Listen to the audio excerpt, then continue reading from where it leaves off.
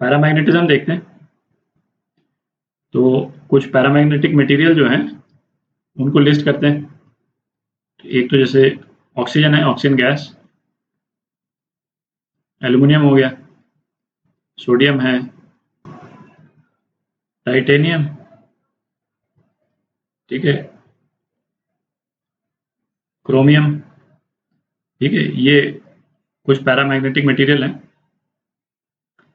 अच्छा, फिनोमिना क्या हुआ पैरामैग्नेटिज्म का कि पैरामैग्नेटिक मटेरियल जो हैं दे आर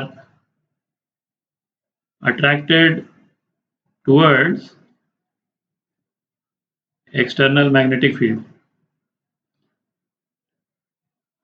ठीक है।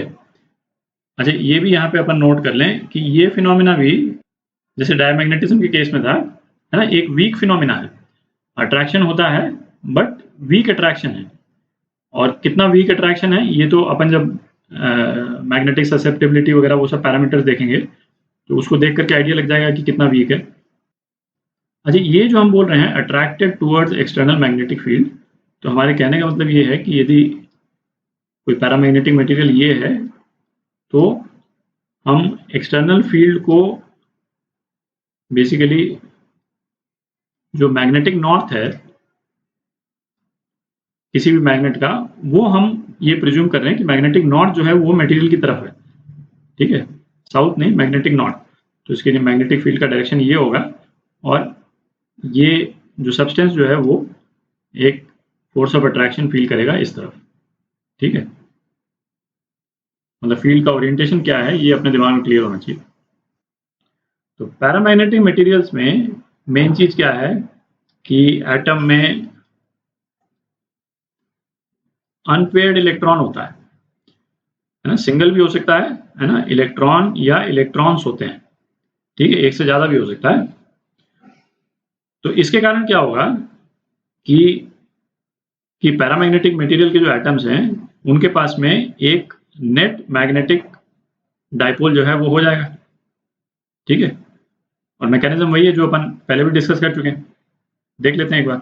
ये अनपेयर्ड इलेक्ट्रॉन का ऑर्बिट है, अनपेयर्ड इलेक्ट्रॉन इस डायरेक्शन में जा रहा है तो करंट जो है वो इस डायरेक्शन में हो जाएगा और मैग्नेटिक मोमेंट जो है वो इस डायरेक्शन में हो जाएगा, जिसको अपन m से डिनोट कर रहे हैं। अच्छा, डायमैग्नेटिक मटेरियल्स के केस में क्या था कि हर ऑर्बिट में इलेक्ट्रॉन्स पेयर्ड थे और उनका नेट मैग्नेटिक मोमेंट 0 हो गया था। यहाँ पे क्या है, अनपेयर्ड इलेक्ट्रॉन्स हैं, ठीक है, आउटर मोस्ट ऑर्बिट्स में अनपेयर्ड इलेक्ट्रॉन्स हैं, तो अनपेयर्ड इलेक्ट्रॉन्स के कारण नेट मैग्नेटिक मोमेंट हो गया। तो हर एटम को हम एक छोटी सी बार मैग्नेट के रूप में विजुलाइज कर सकते हैं, ठीक है, जिसका एक मैग्नेटिक नॉर्थ और मैग्नेटिक साउथ। बार मैग्नेट का ओरिएंटेशन जो है वो ये जो मैग्नेटिक मोमेंट है उसका जो ओरिएंटेशन है उसके डायरेक्शन में हो जाएगा। कोई भी करंट कैरिंग लूप जो है वो एक बार मैग्नेट के इक्विवेलेंट है, ठीक है, ये तो अपन पहले भी देख चुके हैं। तो हर एटम को हम एक छोटी सी बार मैग्नेट के रूप में विजुलाइज कर सकते हैं और बार मैग्नेट की फील्ड वगैरह जो है वो किस डायरेक्शन में होती है, कैसे होती है, तो आपको मालूम ही है, ठीक है। तो पैरामैग्नेटिक मटेरियल इंटरनली तो इस तरह से जो डायमैग्नेटिक मटेरियल से बिल्कुल ही डिफरेंट हो गया, ठीक है। तो अब एक पैरामैग्नेटिक मटेरियल बना करके और उसको विजुलाइज करते हैं। तो ये एक पैरामैग्नेटिक मटेरियल ले लिया अपन ने। अच्छा, मैग्नेट को डिपिक्ट करने के लिए इस तरह से एरो से डिपिक्ट कर देते हैं, ठीक है, इजी रहेगा।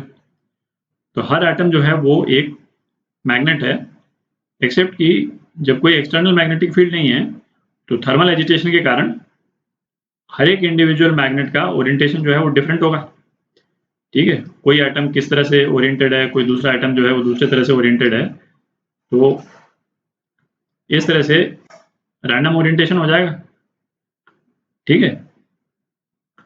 तो इस वाले केस में क्या होगा, जब कोई एक्सटर्नल मैग्नेटिक फील्ड नहीं है, कोई भी नेट इंटरनल मैग्नेटिक फील्ड नहीं होगी, मैग्नेटिक फील्ड इंटरनल जो है क्या हो जाएगी, 0 हो जाएगी, क्योंकि ऑल्दो इंडिविजुअल एटम्स जो हैं वो मैग्नेटाइज्ड हैं, मतलब उनके पास में एक मैग्नेटिक डाइपोल है, पर एज अ होल पूरे मटेरियल में अंदर कोई मैग्नेटिक फील्ड नहीं होगी, क्योंकि हर एक एटम की मैग्नेटिक फील्ड जो है वो दूसरे एटम से कैंसिल आउट हो रही है। ठीक है, अब इस मैग्नेटिक मटेरियल को हम एक एक्सटर्नल मैग्नेटिक फील्ड से सब्जेक्ट करते हैं, देखते हैं क्या होता है। तो ये अपन ने एक्सटर्नल मैग्नेटिक फील्ड लगा दी बी। तो आप इमेजिन कर सकते हैं ये जितने डाइपोल्स हैं ये एक्सपीरियंस करेंगे एक्सटर्नल मैग्नेटिक फील्ड को, और ये हमको मालूम है कि कोई भी डाइपोल को यदि हम मैग्नेटिक डाइपोल को मैग्नेटिक फील्ड में यदि हम डाल देते हैं तो वो अपना ओरिएंटेशन चेंज करता है किस डायरेक्शन में, मैग्नेटिक फील्ड के डायरेक्शन।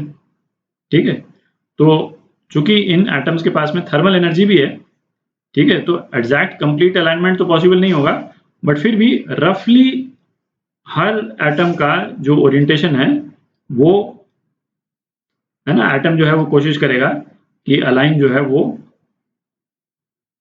मैग्नेटिक फील्ड के डायरेक्शन में अलाइन हो जाए। आप देख रहे हैं, ठीक है, रफली हर एक का अलाइनमेंट जो है जहां तक हो सके, जहां तक टेम्परेचर अलाउ करे, वो मैग्नेटिक फील्ड के डायरेक्शन में हो जाता है। ठीक है, तो हम ये कह सकते हैं कि एक इंड्यूस्ड मैग्नेटिक फील्ड इस डायरेक्शन में बन जाएगी, जिसको हम बी आई कह सकते हैं।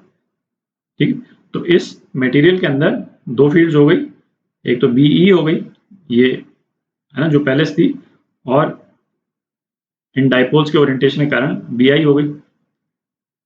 ठीक है, क्योंकि इस केस में जो इंड्यूस मैग्नेटिक फील्ड है वो एक्सटर्नल मैग्नेटिक फील्ड के डायरेक्शन में ही है, इसका मतलब क्या हुआ कि मटेरियल के अंदर जो मैग्नेटिक फील्ड है वो बढ़ जाएगी।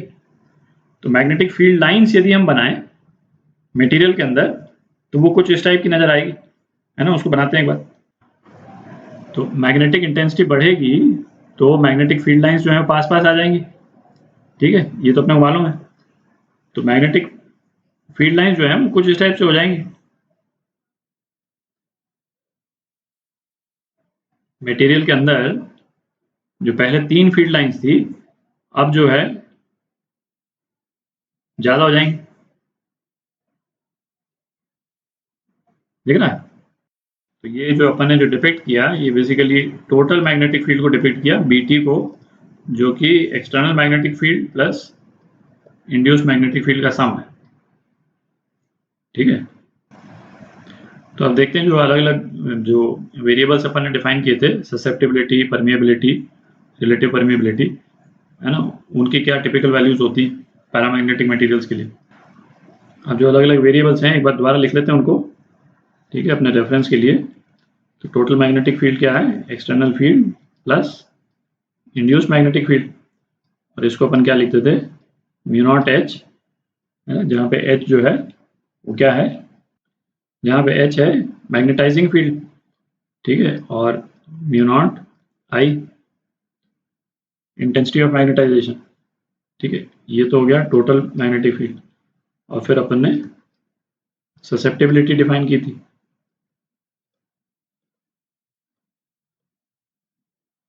और ये क्या था, आई बाई एच की एक्सटर्नल मैग्नेटिक फील्ड कितनी लगाई तो उसके अगेंस्ट में मैग्नेटिक इंडक्शन कितना हुआ, और रिलेटिव परमिएबिलिटी ये अपन ने किस तरह से डिफाइन किया था, टोटल मैग्नेटिक फील्ड अपॉन जो हमने मैग्नेटिक फील्ड अप्लाई की। ठीक है, तो और ये कितना आ जाता था, 1 प्लस साई एम। ठीक है,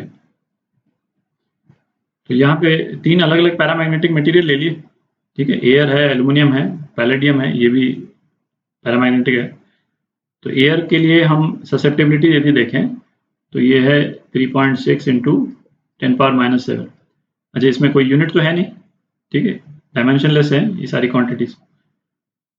तो आप देखें मतलब है ना बहुत स्मॉल नंबर है। Aluminium 2.5 into 10⁻⁵, and order of magnitude वही है जो कि डायमैग्नेटिक मटेरियल का था, उससे बहुत ज़्यादा डिफरेंट नहीं है। ठीक है, तो इस टाइप का। और रिलेटिव परमिएबिलिटी क्या है, 1 प्लस एक्स एम। ठीक है, तो बेसिकली इसमें 1 ऐड कर देना है, तो इसमें हो जाएगा जैसे 3 zeros और 8 2, ठीक है। यहाँ पे भी आप ऐड कर दें, 1 से ऐड कर देंगे इस नंबर को, तो ये नंबर आ जाएगा, है ना। ढेर सारे जीरोज आएंगे और उसके बाद में 3 6 या 2 5 ये आ जाएगा, ठीक है। तो इस केस में एक तो पहला क्या है कि ससेप्टिबिलिटी पॉजिटिव है। डायमैग्नेटिक मटेरियल के केस में ये नेगेटिव नंबर होता था, क्यों? क्योंकि आई का डायरेक्शन एच के डायरेक्शन के अपोजिट होता था। यहाँ पर आई का डायरेक्शन और एच का डायरेक्शन सेम डायरेक्शन में है, ठीक है, तो ये पॉजिटिव नंबर है। तो इसकी वैल्यू यदि हम देखें तो ये वेरी करेगी, है ना। वहां पे वैल्यू वेरी करती थी -1 से 0 के बीच में, और यहाँ वेरी कर रही है less than xm, less than कोई एक छोटा सा नंबर, है ना। मैंने ई लिख दिया है, एक छोटा सा नंबर कोई, ठीक है। ये वाला नंबर है बेसिकली जिसकी अपन बात कर रहे हैं, जो भी एक ना किसी एक स्मॉल नंबर के बीच में वेरी करेगा। और रिलेटिव परमिएबिलिटी, तो इसमें मिनिमम वैल्यू क्या है? मिनिमम वैल्यू 1 है, 1 लेस देन म्यू आर और लेस देन 1 प्लस ई, ठीक है। इस तरह से वेरी करता है। अच्छा, ये दोनों वैल्यूज जो है ना, अपन एक बार वैक्यूम की भी देख लें, क्योंकि वैक्यूम में तो कोई मटेरियल है नहीं। एक्सएम की क्या वैल्यू होगी वैक्यूम के केस में? 0, क्यों? क्योंकि इंड्यूस मैग्नेटिक फील्ड कुछ है ही नहीं, ठीक। और रिलेटिव परमिएबिलिटी क्या हुई? 1, ठीक है। अब पैरामैग्नेटिज्म का टेम्परेचर डिपेंडेंस देखते हैं। तो पैरामैग्नेटिज्म का टेम्परेचर डिपेंडेंस देखते हैं। टेम्परेचर डिपेंडेंस, अच्छा, डायमैग्नेटिज्म का तो कोई टेम्परेचर डिपेंडेंस नहीं था, क्यों? क्योंकि उसका जो बेस है, जो डायमैग्नेटिक बिहेवियर का रीजन है, वो फैराडेज लॉ था, और फैराडे लॉ जो है वो टेम्परेचर पे डिपेंडेंट नहीं होता है। अच्छा, यहाँ पे जब अपन अलाइनमेंट डिस्कस कर रहे थे इन डायपोल मोमेंट्स का, या जो एटॉमिक मैग्नेट्स जो हैं, तो उसमें अपन ने ये कहा था कि कंप्लीटली अलाइन इसलिए नहीं हो पाते हैं क्योंकि थर्मल एजिटेशन है। तो ऑब्वियसली टेम्परेचर डिपेंडेंस तो होगा ही, ठीक है। तो उससे ऐसा इंडिकेशन मिलता है अपने को कि पैरामैग्नेटिज्म जो है वो टेम्परेचर पे डिपेंडेंट है। अच्छा, टेम्परेचर यदि हम बढ़ा देंगे तो इनको अलाइन करना और ज़्यादा मुश्किल हो जाएगा, है ना। ये तो अपन विजुलाइज कर सकते हैं, ठीक है। तो जैसे जैसे टेम्परेचर बढ़ाएंगे वैसे वैसे जो इंड्यूस कंपोनेंट है मैग्नेटिक फील्ड का, ये वाला कंपोनेंट है कि नहीं, ये घटेगा, क्योंकि, है ना, अलाइन करना और मुश्किल हो जाएगा, ठीक है। जो एटम्स अलाइंड भी हैं वो थोड़े मिसअलाइंड हो जाएंगे। तो आई जो है, आई इंटेंसिटी ऑफ मैग्नेटाइजेशन, अपन ने कैसे डिफाइन किया था? अपन ने डिफाइन किया था total magnetic dipole per unit volume, ठीक है। यहां लिख देता हूं, टोटल मैग्नेटिक डाइपोल मोमेंट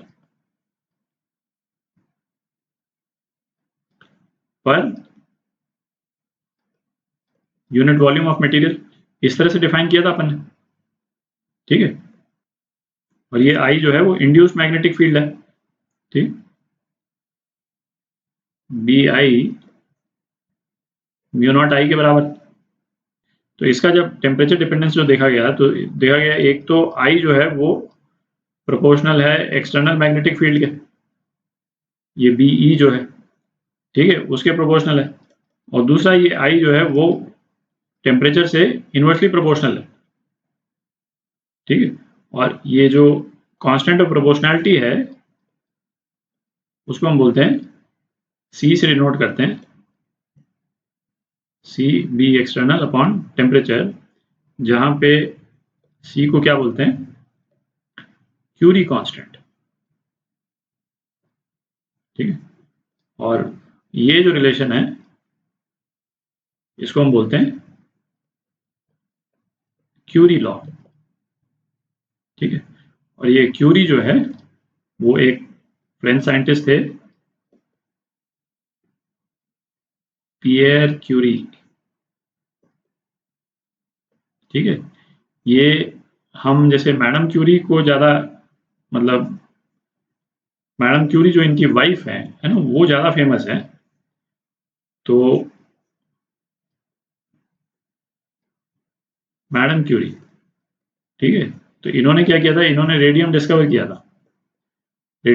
किया था, इनको नोबेल प्राइज मिला था।